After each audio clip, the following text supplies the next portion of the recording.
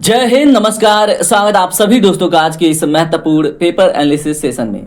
दोस्तों आज हम बात करेंगे उन सभी राइट आंसर के ऊपर, उन सभी महत्वपूर्ण टॉपिक के ऊपर जो 26-27 अप्रैल के एग्जाम के लिए महत्वपूर्ण साबित होगा। चलिए देख लेते हैं आज के सभी प्रश्नों को। दोस्तों 25 अप्रैल के फर्स्ट शिफ्ट का क्वेश्चन पेपर आपके सामने है, इसको देखिए। कौन सा शहर दादरी मेला की मेजबानी के लिए प्रसिद्ध है? इसमें जो आपका राइट आंसर है ऑप्शन सी है, बलिया। उसके बाद दूसरा प्रश्न है, निम्नलिखित में से कौन सी रासायनिक अभिक्रिया के लिए संतुलित समीकरण है? चुनिए। तो आपने समीकरण संतुलित किया होगा, तो इसमें जो राइट आंसर है वो है आपका option A, H2 + Cl2 = 2HCl। ठीक है। उसके बाद आपसे क्या क्या प्रश्न बना है, एक एक प्रश्न देखिए ध्यान से। आपसे यहाँ पे क्वेश्चन पूछा गया है, जो स्वायत्त संगठन राष्ट्रीय शैक्षिक अनुसंधान और प्रशिक्षण परिषद है, जिसको हम NCERT कहते हैं, इसकी स्थापना किस वर्ष की गई थी? तो दोस्तों क्वेश्चन नंबर तीसरे का राइट आंसर क्या होगा? इसका राइट आंसर है दोस्तों, इसमें जो गिवन ऑप्शन है 1961, यानी कि ऑप्शन सी आपका करेक्ट हो जाता अगर आपने इसे ट्रिक किया था तो। चलिए इसमें चौथा प्रश्न क्या है आपसे, निम्नलिखित में से कौन सी हरियाणवी एक लोक नृत्य है? तो हरियाणा की एक लोक नृत्य बताइए। तो दोस्तों क्वेश्चन नंबर 4 का आपका राइट आंसर हो जाता है गुग्गा। ठीक है, क्या हो जाता है? ऑप्शन ए है यहाँ पे आपका करेक्ट हो जाता है। उसके बाद हम बात करें अन्य प्रश्नों के ऊपर, तो देखिए क्वेश्चन नंबर 5 देखिए, शहरी नक्सल शब्द का अर्थ क्या है? अब ये समाचारों में रहने वाला शब्द है, इसका अर्थ क्या है एक्चुअली आप बताइए। तो दोस्तों इसका अर्थ है option D, not officially defined by the government of India को शहरी नक्सल के रूप में जानते हैं। ठीक है। क्वेश्चन नंबर 6 देखिए, आपसे क्या पूछा गया है, भारतीय दूरसंचार नियामक प्राधिकरण यानी कि telecom regulatory authority of India की स्थापना कब हुई थी? तो दोस्तों इसमें ऑप्शन सी करेक्ट है, 20 फरवरी 1997 को। ठीक है। अन्य प्रश्नों को देखते हैं। दोस्तों क्वेश्चन नंबर 7 देखिए, आपसे पूछा गया है, क्लियर नहीं होगा लेकिन मैं पढ़ूंगा तो आपको स्पष्ट क्लियर होगा। पुलिस हिरासत और जेलों में महिलाओं के साथ होने वाली हिंसा और दुर्व्यवहार को रोकने के लिए सर्वोच्च न्यायालय की किस मामले में दिशा निर्देश निर्धारित किए गए थे? बताइए। इसका राइट आंसर क्या होगा दोस्तों? Sheela versus state of Maharashtra. तो इसमें आपका राइट आंसर क्या होगा? ऑप्शन डी, शीला वासे बनाम महाराष्ट्र राज्य। क्वेश्चन नंबर 8 देखिए, आपसे क्या है, फोटो थोड़ा सा इसमें ठीक से कैप्चर नहीं हुआ है लेकिन आप देखिए। वर्ष 2003 में भारत सरकार के पशुपालन और डेयरी विभाग ने निम्नलिखित में से किस राज्य में ए हेल्प यानी पशुधन उत्पादन के स्वास्थ्य और विस्तार के लिए मान्यता प्राप्त एजेंट कार्यक्रम शुरू किया है? तो दोस्तों बताएं। क्वेश्चन नंबर 8 का राइट आंसर है झारखंड। ठीक है, तो इसमें आपका ऑप्शन बी करेक्ट हो जाएगा। इसी में अगला प्रश्न देखिए, यहाँ पे खाली स्थान है को प्रत्येक वर्ष 17 मई को विरासत स्तर पर मनाया जाता है। अब आपको ये पता होता कि 17 मई को कौन सा दिवस मनाया जाता है तो ये क्वेश्चन आपसे बन जाता। तो क्वेश्चन नंबर 8 का राइट आंसर है दोस्तों, क्या है बताइए। क्वेश्चन नंबर 9 का राइट आंसर है world telecommunication and information social day. ठीक है, तो इसमें आपका आंसर क्या हो जाएगा? Option B. ठीक है, क्या है इसमें बताइए? ऑप्शन बी में विश्व दूरसंचार और सूचना समाज दिवस। ऑप्शन बी आपका करेक्ट होगा। क्वेश्चन नंबर 10 देखिए, क्या है आपसे, तीसरा गोलमेज सम्मेलन किस वर्ष आयोजित किया गया था? दोस्तों इसका राइट आंसर क्या होगा? अगर आपने मॉडर्न हिस्ट्री पढ़ा हो ठीक से तो 1932 आप ट्रिक करते, यानी कि ऑप्शन ए आपका करेक्ट होता। कौन सी पर्वत श्रृंखला भारत और चीन को प्राकृतिक रूप से अलग करती है? तो क्वेश्चन नंबर 11 का राइट आंसर होगा दोस्तों हिमालय। ऑप्शन सी आपका करेक्ट होगा। उसके बाद अगला प्रश्न आप देख लीजिए, निम्नलिखित में से कौन सा शहर तुर्की की राजधानी है? तो दोस्तों क्वेश्चन नंबर 12 का राइट आंसर है अंकारा। तो आपको अंकारा ऑप्शन बी में देखने को मिल रहा है। चलिए अन्य प्रश्नों को भी देख लेते हैं। दोस्तों क्वेश्चन नंबर 13 आपसे क्या है, इसको देखिए। आपसे पूछा गया है प्रधानमंत्री आवास शहरी योजना, ठीक है, किस वर्ष शुरू की गई थी? क्वेश्चन नंबर 13 का राइट आंसर है दोस्तों 2015 में। ऑप्शन ए आपका करेक्ट होगा। उत्तर प्रदेश की संत रविदास शिक्षा प्रोत्साहन योजना का उद्देश्य, ठीक है, पंजीकृत निर्माण श्रमिकों के बच्चों को प्रोत्साहित करना है। तो इसमें बताइए उद्देश्य क्या है। ये सारी क्वेश्चन मैंने करंट अफेयर की मैराथन में करा रखी। अगर आपने ध्यान से पढ़ा होता तो ये प्रश्न आपसे बन जाते हैं, ठीक है। इसका राइट आंसर क्या होगा दोस्तों? इसका राइट आंसर है ऑप्शन ए, भवन एवं अन्य निर्माण श्रमिक कल्याण बोर्ड, ठीक है। इसमें पंजीकृत जो भी श्रमिकों के बच्चे हैं उनको प्रोत्साहित करना है। अगर आपने करंट अफेयर का मैराथन अभी भी नहीं पढ़ा है तो पढ़ लीजिएगा, उसके बाद अन्य सब्जेक्टों के भी मैराथन पढ़ लेंगे तो बहुत कम समय में आपका रिवीजन हो जाएगा। अंडमान और निकोबार द्वीप समूह की सबसे ऊंची चोटी कौन सी है, बताइए। क्वेश्चन नंबर 15 का राइट आंसर क्या होगा? तो दोस्तों इसमें आपका राइट आंसर सैडल पीक होगा। इसमें बहुत ज़्यादा सोचने की आवश्यकता नहीं है। कौन सी अंतर्राष्ट्रीय संगठन देशों के बीच सुचारू और पूर्वानुमानित व्यापार प्रवाह सुनिश्चित करने के लिए व्यापार नियमों का प्रबंधन करने वाली प्रमुख वैश्विक निकाय है? तो दोस्तों इसके बारे में WTO ही कार्य करता है, ठीक है। तो वर्ल्ड ट्रेड ऑर्गेनाइजेशन।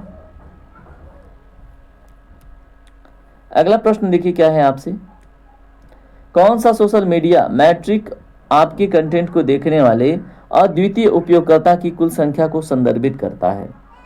तो दोस्तों क्वेश्चन नंबर 17 का राइट आंसर क्या है? इसको हम कहते हैं रीच, ठीक है।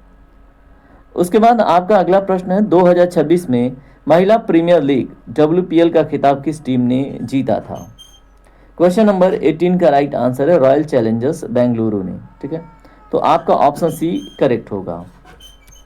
क्वेश्चन नंबर 19 देखिए आपसे क्या है, एंशिएंट हिस्ट्री का क्वेश्चन है, ठीक है। मेहरगढ़ किला कहाँ पर स्थित है, बताइए। क्वेश्चन नंबर 19 का राइट आंसर होता दोस्तों यहाँ पे जोधपुर राजस्थान, ऑप्शन डी आपका करेक्ट होता। अगला प्रश्न, अंतर्राष्ट्रीय शिक्षा दिवस प्रत्येक वर्ष किस तिथि को मनाया जाता है? बहुत ही इजी क्वेश्चन था, ठीक है। तो बताइए अंतर्राष्ट्रीय शिक्षा दिवस की बात हो रही है। इसका राइट आंसर है आपका 24 जनवरी। आपका ऑप्शन बी करेक्ट होगा। क्वेश्चन नंबर 21 देखिए, निम्नलिखित में से कौन सी मालदीव की आधिकारिक मुद्रा ऑफिशियल करेंसी है, बताइए। तो दोस्तों मालदीवियन रुपया, ठीक है। ऑप्शन बी आपका करेक्ट होगा। निम्नलिखित में से कौन सी एक अदिश राशि है? तो दोस्तों क्वेश्चन नंबर 22 का राइट आंसर इसमें स्पीड हो जाता। स्पीड मीन्स चाल, ठीक है। तो ये क्या है? अदिश राशि। वहीं पे वेग क्या है? सदिश राशि है, ठीक है। बाकी अन्य भी सदिश है, यहाँ पे सिर्फ अदिश पहचानना था। कौन सा भारतीय संगठन भूटान के विद्यार्थियों को छात्रवृत्ति प्रदान करता है? दोस्तों क्वेश्चन नंबर 23 का राइट आंसर है ICCR। ऑप्शन ए आपका करेक्ट होगा। इसका फुल फॉर्म अगर आपसे पूछ लिया जाए तो Indian council of cultural relations, ठीक है। Indian council of cultural relations याद रखेंगे, क्या पता अगले शिफ्ट में पूछ लें। किस संवैधानिक संशोधन के माध्यम से और किसी भाग के अंतर्गत भारतीय संविधान में मूल कर्तव्य जोड़े गए? तो दोस्तों क्वेश्चन नंबर 24 का राइट आंसर है 42वें संविधान संशोधन के अंतर्गत पार्ट 4A आर्टिकल 15(1)A के अंतर्गत, ठीक है। तो आपका ऑप्शन बी करेक्ट होगा, ठीक है। चलिए अगला प्रश्न देखते हैं। अगला प्रश्न दोस्तों क्वेश्चन नंबर 25 देखिए और इसको पढ़िए। धनतेरस किस भारतीय त्योहार की शुरुआत है? क्वेश्चन नंबर 25 का राइट आंसर है दिवाली। ऑप्शन ए आपका करेक्ट होगा। राष्ट्रीय डॉक्टर दिवस प्रत्येक वर्ष किस डेट को मनाया जाता है? अब देखिए दिवस रिलेटेड क्वेश्चन बन रहा है, मैं सेशन करा दूंगा एक एक टॉपिक का भी, ठीक है। पहले आप इसको देख लीजिए, 1 जुलाई। ऑप्शन बी आपका करेक्ट होगा। अगला प्रश्न है, भारत के बायोफार्मा के क्षेत्र को बढ़ावा देने के लिए केंद्रीय बजट 2026-27 के अंतर्गत कौन सा कार्यक्रम शुरू किया गया था? तो दोस्तों क्वेश्चन नंबर 27 का राइट आंसर होगा आपका क्या होगा, बताइए।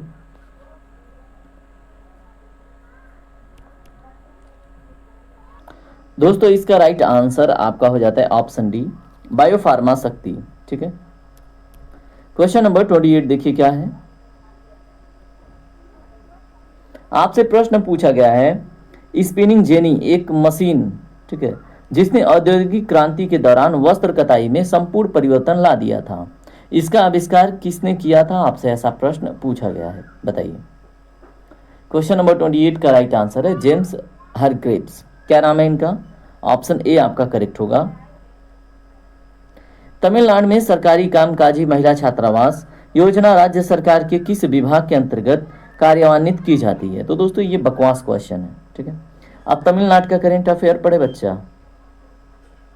क्वेश्चन नंबर 29 का राइट आंसर क्या होगा? तो दोस्तों समाज कल्याण एवं महिला सशक्तिकरण विभाग इसमें सही होगा, ऑप्शन सी। तो तमिलनाडु में सरकारी कामकाज महिला छात्रावास योजना राज्य सरकार के समाज कल्याण एवं महिला सशक्तिकरण विभाग के अंतर्गत संचालित या क्रियान्वित हुआ, ठीक है। क्रियान्वयन शब्द का अर्थ आपको पता होना चाहिए। अगला प्रश्न देखिए क्या है आपसे। आत्मनिर्भर भारत अभियान किस वर्ष शुरू किया गया था, बताइए। क्वेश्चन नंबर 30 का राइट आंसर है दोस्तों ऑप्शन सी 2020 में। कब? 2020 में।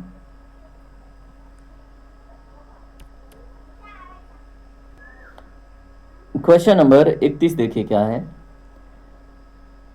SPECS योजना किस मंत्रालय द्वारा शुरू की गई है?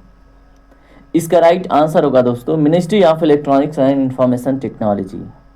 तो यहाँ पे आपका ऑप्शन बी करेक्ट होगा, इलेक्ट्रॉनिक्स एवं सूचना प्रौद्योगिकी मंत्रालय। क्वेश्चन नंबर 32 देखिए क्या है। गैर प्राथमिकता क्षेत्र श्रेणी में आरसीएस उड़ान के अंतर्गत मोस्ट प्रोएक्टिव स्टेट का राष्ट्रीय पुरस्कार किस भारतीय राज्य ने जीता? क्वेश्चन नंबर 32 का राइट आंसर है दोस्तों उत्तर प्रदेश ने।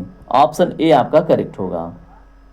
उत्तर प्रदेश में किस शहर को पीतल नगरी के नाम से जाना जाता है? ऐसा आपसे क्वेश्चन पूछा गया है। तो दोस्तों कई बार बताया मैंने, ऑप्शन डी करेक्ट होगा, मुरादाबाद को।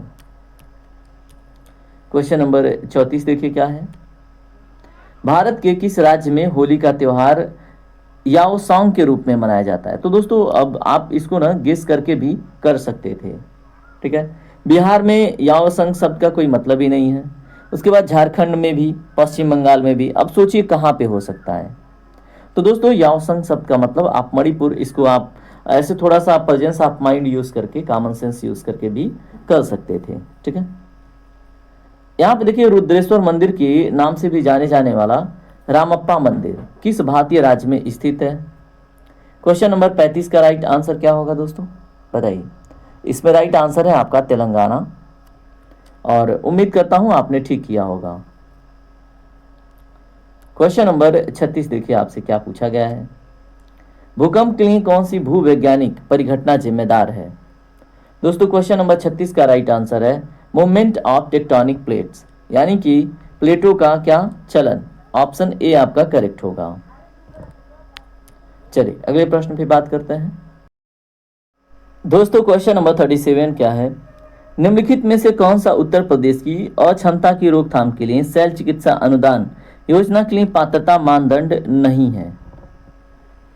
इसका राइट आंसर दोस्तों ऑप्शन सी हो जाता है। अगर आपने सही ठीक से पढ़ा हो तो सारे के सारे तो ये मानदंड हैं पात्रता के लिए, ये मानदंड रखे गए हैं, ठीक है।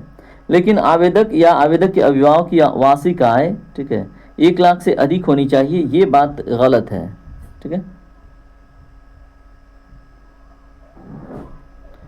इसमें अगला क्वेश्चन देखते हैं।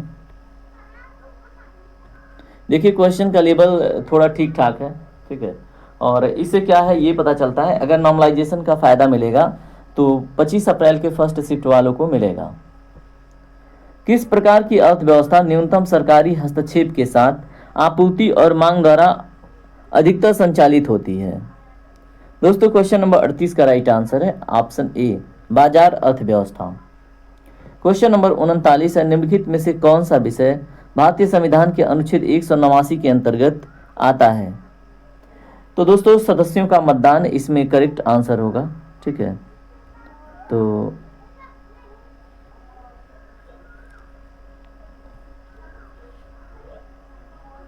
दोस्तों इसमें आपका जब हम सदस्यों के मतदान की बात करेंगे तो सदन में जो मतदान होगा वो ऑटोमेटिक इसका राइट आंसर हो जाएगा। क्वेश्चन नंबर 40 देखिए आपसे क्या पूछा गया है। श्री नयन सिंह सैनी को द्रोणाचार्य पुरस्कार किस वर्ष प्राप्त हुआ? बताइए, इसका राइट आंसर क्या होगा? अगर आपने करंट अफेयर पढ़ी है तो बहुत अच्छी बात है, नहीं पढ़ी है तो पढ़ लेना दोबारा से। तो दोस्तों इसमें राइट आंसर क्या होगा? 2014। ऑप्शन सी आपका करेक्ट होगा। श्री नयन सिंह सैनी को द्रोणाचार्य पुरस्कार तो कब मिला? 2014 में। निम्नलिखित में से किस मामले में सर्वोच्च न्यायालय ने मूल रूप से अनुच्छेद 21 की संकीर्ण व्याख्या दी थी? दोस्तों क्वेश्चन नंबर 41 का राइट आंसर है मेनका गांधी बनाम भारत संघ में। ऑप्शन ए आपका करेक्ट होगा। दोस्तों क्वेश्चन नंबर 42 है 1875 में पृथ्वी के उस भाग का वर्णन करने के लिए जो जीवन का समर्थन करता है बायोस्फीयर शब्द किसने गढ़ा था? तो दोस्तों ये शब्द गढ़ा था एडवर्ड सुयस ने। किसने? एडवर्ड सुयस ने। किस देश ने दीर्घकालिक एचआईवी रोकथाम की दवा जिसका नाम है लोनाकापाविर उसका वितरण शुरू कर दिया है? तो दोस्तों क्वेश्चन नंबर 43 का राइट आंसर होगा जिम्बाब्वे। ठीक है, ऑप्शन सी आपका करेक्ट होगा। क्वेश्चन नंबर 44 देखते हैं। निम्नलिखित में से कौन वाइज एंड अदरवाइज पुस्तक के लेखक हैं? दोस्तों क्वेश्चन नंबर 44 का राइट आंसर है सुधा मूर्ति जी। यहाँ पे आपको सुधा मूर्ति ऑप्शन बी में देखने को मिल रही हैं। कैमूर पर्वतमाला में स्थित गुफाएं जो अपनी खूबसूरत और शाश्वत शिलाचित्रों के लिए प्रसिद्ध हैं निम्नलिखित में से किस नाम से जानी जाती हैं? तो दोस्तों इनको हम किस नाम से जानते हैं? तो इनका नाम है लखानिया केव्स के नाम से इनको हम जानते हैं, लखानिया की गुफाएं। ठीक है, तो कैमूर की पर्वतमालाएं ठीक है में स्थित गुफाएं जो हैं जो अपनी खूबसूरत और शाश्वत शिला मतलब जो चित्र होते हैं शिला चित्र पत्थर पे यानी शिला मतलब पत्थर पे जो उत्कीर्ण किए जाते हैं। ठीक है, चलिए अगला प्रश्न देखिए क्या है। The art of not over thinking के लेखक की पहचान कीजिए। The art of not over thinking. Question number 46 का राइट आंसर है सूर्या कपूर।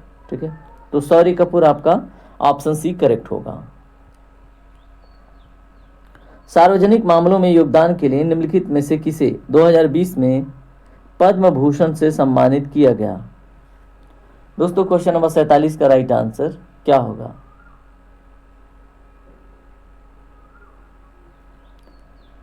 तो यहाँ पे अगर हम यसी जमीर की बात करें ठीक है तो इसी को किया गया। ठीक है दोस्तों क्वेश्चन नंबर 48 में आपसे पूछा गया है 1929 में भारतीय राष्ट्रीय कांग्रेस के ऐतिहासिक लाहौर अधिवेशन के अध्यक्ष कौन थे?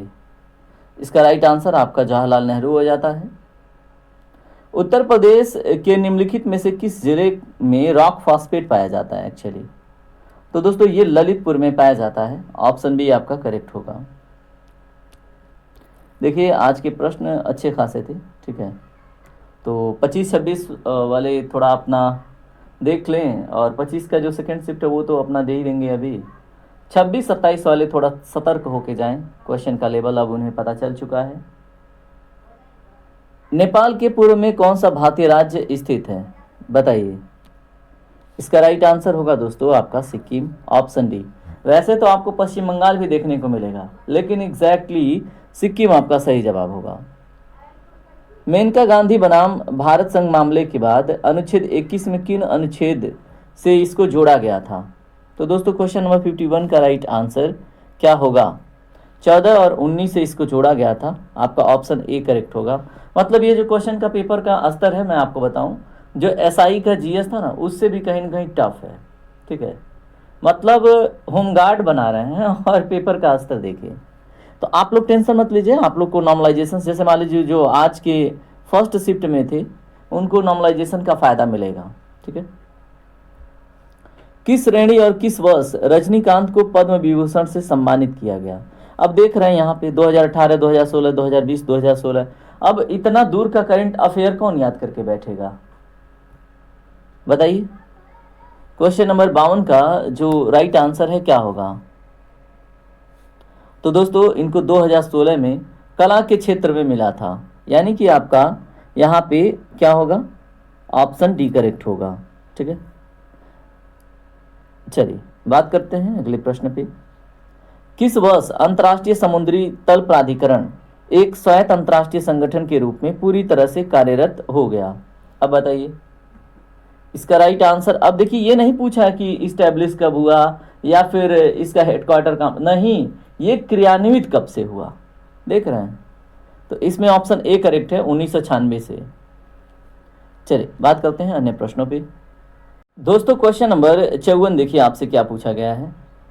निम्नलिखित में से किस वैज्ञानिक को क्वांटम मैकेनिक्स क्वांटम सिद्धांत में उल्लेखनीय योगदान देने के लिए जाना जाता है? तो इसमें राइट आंसर है मैक्स प्लैंक को। ऑप्शन डी आपका करेक्ट होगा। गोल्डन ग्लोव पुरस्कार इसमें दिया जाता है, तो बताइए किस क्षेत्र में दिया जाता है गोल्डन ग्लोव? तो दोस्तों गोल्डन ग्लोव जो है फुटबॉल वर्ल्ड कप में दिया जाता है, आपको पता होना चाहिए। ऑप्शन ए आपका करेक्ट होगा। क्वेश्चन नंबर 56 देखिए क्या है। तुंगभद्रा नदी किस नदी की प्रमुख सहायक नदी है?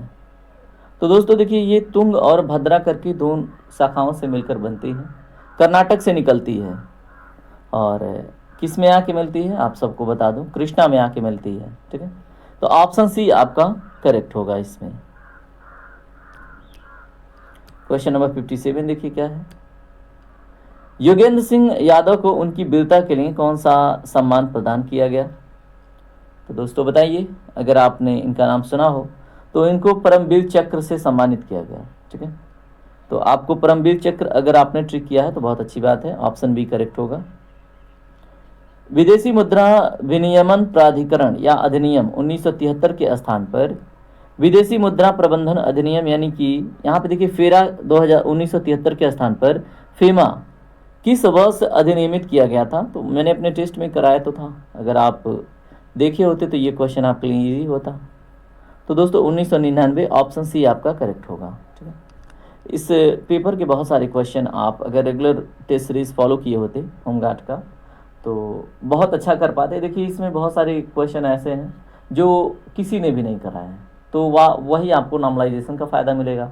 लेकिन जो क्वेश्चन सभी बच्चे कर पाएंगे वो मैंने कराए हैं। ठीक है, और अगर आपने टेस्ट फॉलो नहीं किया है तो भाई आपने कोई और फॉलो किया होगा। अगर आपने नहीं किया है अभी तक तो कांस्टेबल के लिए भी मैं टेस्ट सीरीज़ बहुत ही जल्द लॉन्च करूँगा, डेली आपको मिलेगा क्वेश्चन। ठीक है, तो उसके लिए आप जुड़ जाइए अभी से।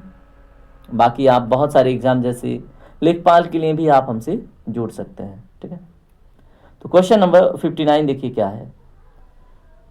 सम जैसलमेर में पाए जाने वाले अर्धचंद्राकार रेत के टीलों को वैज्ञानिक रूप से इसे मतलब इस प्रकार का जाना जाता है। अब यहाँ पे देखिए कितना कॉम्प्लिकेटेड क्वेश्चन है। ठीक है, तो क्वेश्चन नंबर 59 का राइट आंसर क्या होगा? यहाँ पे अर्धचंद्राकार रेत के टीलों को वैज्ञानिक रूप से किस प्रकार का इसको जाना जा रहा है, ऐसा प्रश्न है। कहाँ पे मिला है? जैसलमेर में। ठीक है, तो क्वेश्चन नंबर 59 का राइट आंसर है बर्चान ड्यून्स के नाम से। ठीक है, तो आप इसको ऑप्शन डी के साथ करेक्ट करते। अब ये देखिए पता है मतलब एक तरह से जो एग्जामिनर बैठा था सिर्फ इसीलिए कि 100 क्वेश्चन तो दूंगा लेकिन तुम 50 क्वेश्चन करके दिखाओ। ठीक है, तो दोस्तों अगर आपके इसमें 65 क्वेश्चन करेक्ट आते हैं, ठीक है 65 क्वेश्चन, फिर भी आप बहुत अच्छी स्थिति में रहेंगे आज के शिफ्ट के हिसाब से, और नॉर्मलाइजेशन का फ़ायदा आपको बहुत मिलेगा। ठीक है दोस्तों, क्वेश्चन नंबर 60 देखिए क्या है आपसे। प्रसिद्ध राजपूत राजा पृथ्वीराज चौहान के पिता का नाम क्या था? तो दोस्तों यहाँ पे ऑप्शन सी करेक्ट है, सोमेश्वर चौहान था। उसके बाद अगला प्रश्न देखें।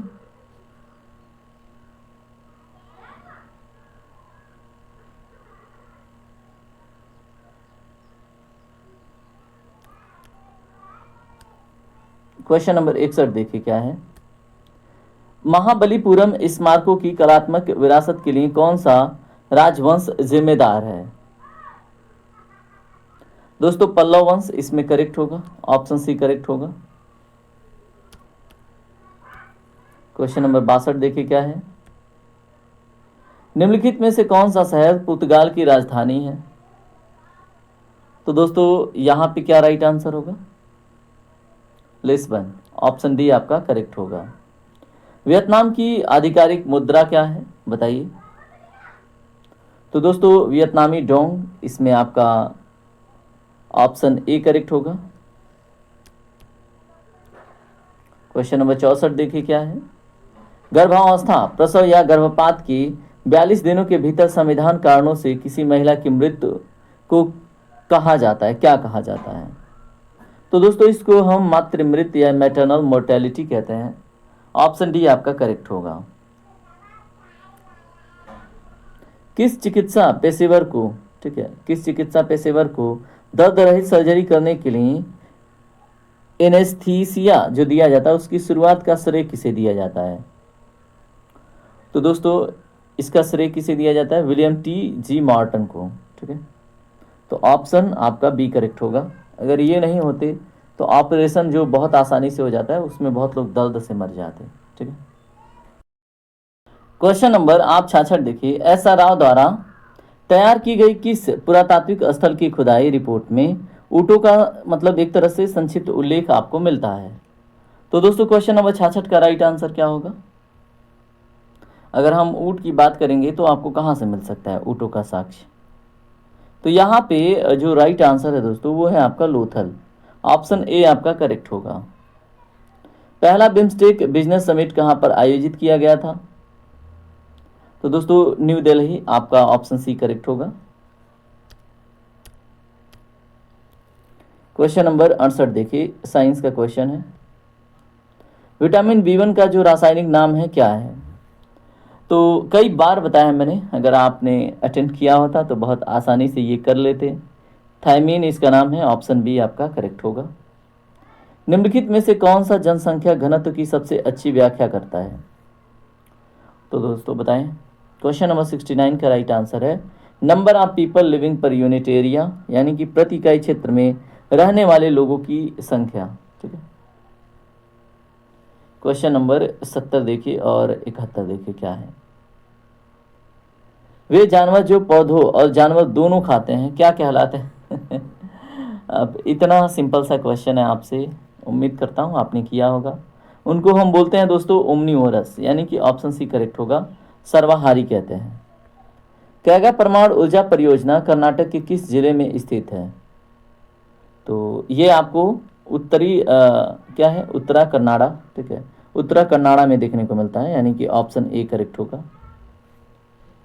चलिए, अभी तक आपने वीडियो को लाइक नहीं किया है तो लाइक ज़रूर कर लीजिए, और अगर आप नए हैं तो सब्सक्राइब भी कर लीजिए। मैं आपके सारे पेपर का एनालिसिस कराऊंगा और बढ़िया आंसर बताऊंगा। देखिए अभी जो क्वेश्चंस, जो टॉपिक इसमें कवर हो रहे हैं, उस हर एक टॉपिक पे अभी आपको आज शाम तक मैं कोशिश करूंगा रात 11 बजे तक सारे वीडियोस आ जाए, जिससे आपको 26-27 के एग्जाम में प्रॉब्लम ना हो, ठीक है दोस्तों। क्वेश्चन नंबर 72 देखिए, बड़ा इंटरेस्टिंग क्वेश्चन है, ठीक है। और ये मतलब जो बच्चे बहुत जिज्ञासु होते हैं, ठीक है, उनके लिए बहुत बेहतर क्वेश्चन है। यूट्यूब पर अपलोड किया गया पहला वीडियो कौन सा था और इसे किसने अपलोड किया था? तो दोस्तों क्वेश्चन नंबर 72 का राइट आंसर क्या होगा? Welcome to YouTube by Steve Chen के द्वारा अपलोड किया गया था, ठीक है। तो इसका राइट आंसर क्या होगा? स्टीव चेन द्वारा welcome to YouTube, option B correct होगा, ठीक है। मैड्रिड में आयोजित 2025 लॉरियस विश्व खेल पुरस्कारों में जो लॉरियस स्पोर्टिंग आइकन पुरस्कार है वो किसे दिया गया? दोस्तों क्वेश्चन नंबर 73 का राइट आंसर क्या होगा? नोवाक जोकोविच, ठीक है। तो आपको दिख रहे हैं जोकोविच जी, ऑप्शन बी आपका करेक्ट होता। क्वेश्चन नंबर 74 देखिए क्या है। सकल घरेलू उत्पाद का, ठीक है, जीडीपी इसका मान होता है, किसका मान होता है बताइए? ये बहुत ही सिंपल क्वेश्चन है। तो दोस्तों भारतीयों द्वारा उत्पादित माल जिसमें विदेश में अर्जित आय भी शामिल है, ये जीएनपी होता है, ठीक है। तो भारत में उत्पादित अंतिम वस्तुएं और सेवाएं होगा, ऑप्शन बी इसमें करेक्ट। क्वेश्चन नंबर 75 क्या है देखिए।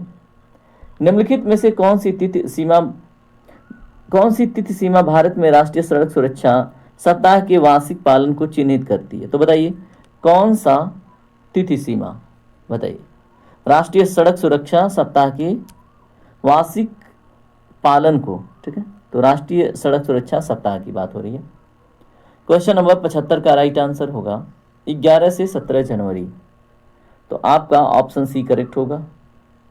कांस्य युग के दौरान भारत की समुद्री शक्ति के सबूत के रूप में जो उल्लिखित बंदरगाह शहर है वो कौन सा है? तो दोस्तों मैंने कई बार आपको बता भी रखा है, इसका राइट आंसर आपका लोथल होगा। निम्नलिखित में से कौन सा ऐप मुख्य रूप से फोटो और वीडियो साझा करने के लिए उपयोग किया जाता है? तो बताइए क्वेश्चन नंबर 77 का राइट आंसर क्या होगा?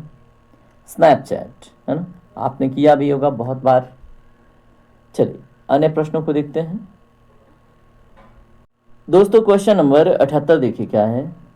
पर्यटन उत्सव ताज महोत्सव प्रतिवर्ष किस स्थान पर आयोजित किया जाता है? क्वेश्चन नंबर 78 का राइट आंसर है आगरा, उत्तर प्रदेश। आपका इसमें राइट आंसर क्या होगा बताइए? तो आगरा इसमें करेक्ट होगा। ऑप्शन बी इसमें आपका सही जवाब होगा, ठीक है। भारत में लिंगानुपात के बारे में निम्नलिखित में से कौन सा कथन सही है? तो दोस्तों क्वेश्चन नंबर 79 का राइट आंसर क्या होगा? क्वेश्चन नंबर 79 का राइट आंसर है प्रति वर्ग किलोमीटर में रहने वाली जनसंख्या, ठीक है। तो क्या है क्वेश्चन नंबर 79 का? यहाँ पे लिंगानुपात के बारे में एक्चुअली प्रश्न है, ठीक है। तो यहाँ पे जो मैं बोल रहा था वो तो एक्चुअली आप क्वेश्चन कर चुके हैं। तो इसका राइट आंसर क्या होगा लिंगानुपात के बारे में? दोस्तों यहाँ पे 1000 पुरुषों पर जो महिलाओं की संख्या होता है, ठीक है, तो उसके बारे में बात करता है लिंगानुपात, सेक्स रेशियो। क्वेश्चन नंबर 80 देखिए क्या है, पढ़िए इसको। SGRY में ग्रामीण क्षेत्रों में निम्नलिखित में से क्या प्रदान करने पर ध्यान दिया जाता है? तो इसका राइट आंसर क्या होगा?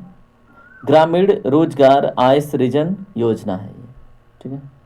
तो क्या किस पे ज़्यादा फोकस किया जाएगा बताइए?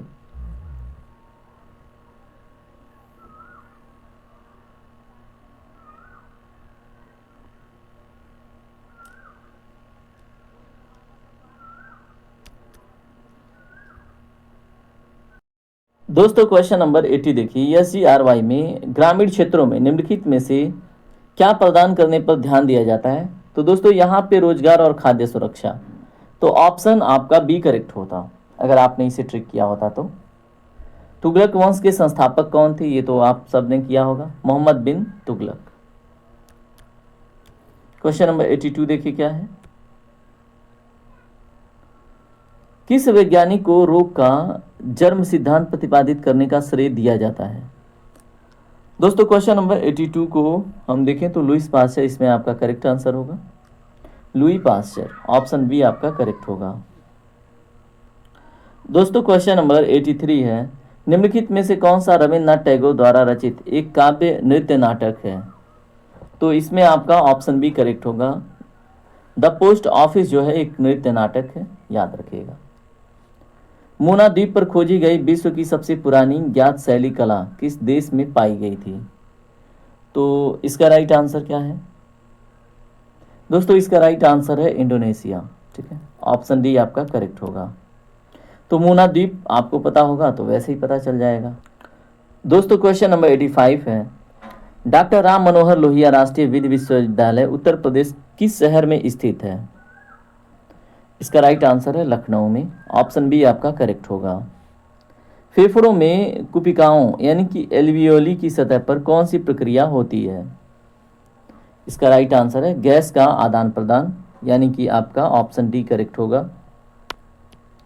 क्वेश्चन नंबर 87 देखिए क्या है। परमाणु आतंकवाद के संदर्भ में जो डर्टी बम है ये किससे संबंधित है? तो दोस्तों इसका राइट आंसर क्या होगा क्वेश्चन नंबर 87 का? तो दोस्तों परमाणु में अगर हम रेडियोधर्मी पदार्थों का मिश्रण कर दें, ठीक है, तो ऑप्शन डी इसमें करेक्ट होगा। तो उसको हम परमाणु आतंकवाद के संदर्भ में डर्टी बम कहते हैं। अगर विस्फोटक और रेडियोधर्मी एक साथ संयुक्त कर दिया जाए तो। क्वेश्चन नंबर आप देखिए 88 क्या है। कौन सा फसल कटाई का त्योहार पतंग उड़ाकर, तिल की मिठाई बांटकर और नदियों में पावन स्नान करके मनाई जाती है? तो दोस्तों ये तो बड़ा मजेदार क्वेश्चन हो गया है ना। तो मकर संक्रांति है, ऑप्शन आपका ए करेक्ट होगा। बात करते हैं अन्य प्रश्नों पे। अगला प्रश्न है आपका, अंतर्राष्ट्रीय न्यायालय की स्थापना कब हुई थी? दोस्तों कब हुई थी? इसका राइट आंसर है 1945 में। कई बार बताया मैंने। 2024 का G20 शिखर सम्मेलन किस देश में आयोजित किया गया था? ये भी मैंने आपको करा रखा है, तो बताइए। ब्राजील इसमें राइट आंसर होगा, option B. Uttar Pradesh police के संदर्भ में PAC का फुल फॉर्म क्या है? तो क्या होगा इसका फुल फॉर्म, बताइए। क्वेश्चन नंबर 91 का राइट आंसर दोस्तों क्या होगा? प्रांतीय सशस्त्र कांस्टेबलरी, ठीक है। तो इसमें आपका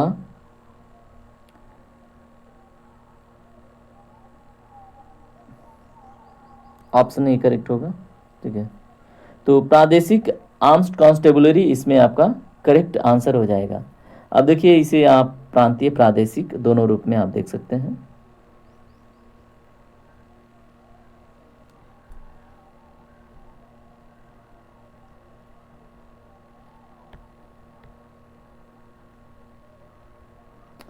निम्नलिखित में से कौन सा मानव अधिकारों का सबसे अच्छा वर्णन करता है? क्वेश्चन नंबर 92 का राइट आंसर क्या होगा? तो दोस्तों वे अधिकार जो सभी मानव प्राणियों को दिए जाते हैं, ठीक है।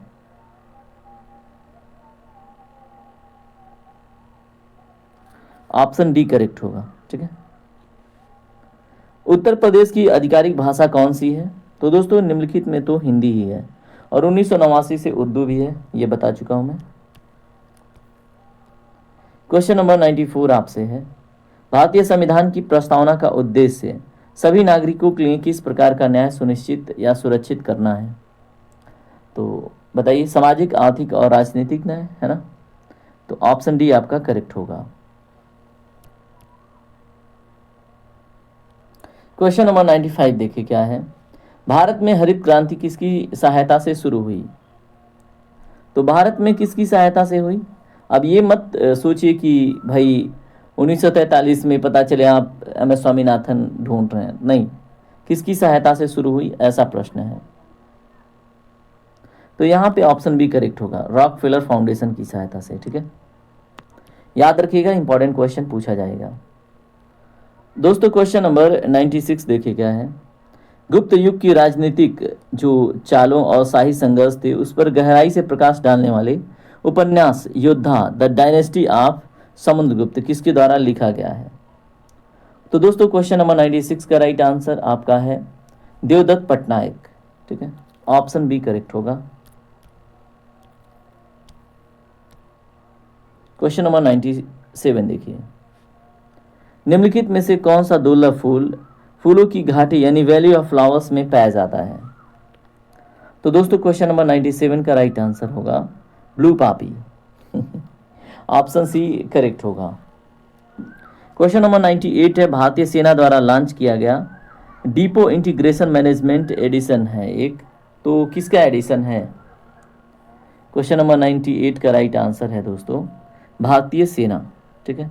अब यहाँ पे DEPOT इंटीग्रेशन मैनेजमेंट एडिशन किसके द्वारा लॉन्च किया गया? तो भारतीय सेना के द्वारा। किसका एडिशन है, ये आपसे प्रश्न है, तो बताइए क्या होगा इसका राइट आंसर। तो दोस्तों ये क्या है? ये एक अखिल सेना डिजिटल लॉजिस्टिक प्लेटफॉर्म है, तो ऑप्शन ए आपका करेक्ट होगा। 2 क्वेश्चन और है, इसको भी देख लीजिए, और इसके बाद से जितने टॉपिक अब डेप्थ में जाके बनेंगे उसको आप क्विकली रिवाइज कर लीजिएगा। 26 और 27 वाले आज सारे जो इम्पोर्टेंट टॉपिक्स हैं मैं कवर कराऊंगा। रात के 11 बजे तक सारे लेक्चर आ जाएंगे, आप अपने टाइम के हिसाब से देख लीजिएगा, एक बारी क्विकली रिवीजन कराएंगे वन लीनियर फॉर्मेट में, ठीक है। निम्नलिखित में से कौन सा मिशन भारत सरकार द्वारा कृषि क्षेत्र में जलवायु परिवर्तन से निपटने के लिए कार्यान्वित किया गया है? तो दोस्तों क्वेश्चन नंबर 99 का राइट आंसर क्या होगा? National mission for sustainable agriculture, ठीक है। तो ऑप्शन ए आपका करेक्ट होगा। क्वेश्चन नंबर 100 क्या है? भारत में परमाणु ऊर्जा संयंत्रों के निर्माण और संचालन के लिए कौन सा संगठन जिम्मेदार है? क्वेश्चन नंबर 100 का राइट आंसर है NPCIL। ठीक है, तो परमाणु ऊर्जा संयंत्रों के निर्माण और संचालन के लिए जो जिम्मेदार है वो है NPCIL। ठीक है, तो याद रखेंगे। इस तरह से हमने 100 क्वेश्चन कंप्लीट कर लिया है। अब जिनका एग्ज़ाम 26-27 को है, आप ध्यान से देखेंगे। उसके बाद से देखिए जितने डेप्थ में टॉपिक ये सब पूछ रहे हैं उसी लेवल तक जाके हम प्रयास करेंगे प्रत्येक टॉपिक को वन लिनियर फॉर्मेट में कवर कराना, जो टॉपिक इसमें पूछे गए मोस्टली उनको। ठीक है, तो उन्हें क्विकली रिवाइज कर लीजिएगा। बाकी आज के क्लास को लाइक वाइक कर लीजिए, बाकी नए हैं तो सब्सक्राइब कर लीजिए। चलिए, जय हिंद, जय भारत, आपका दिन शुभ हो। ऑल द बेस्ट आपके एग्ज़ाम के लिए।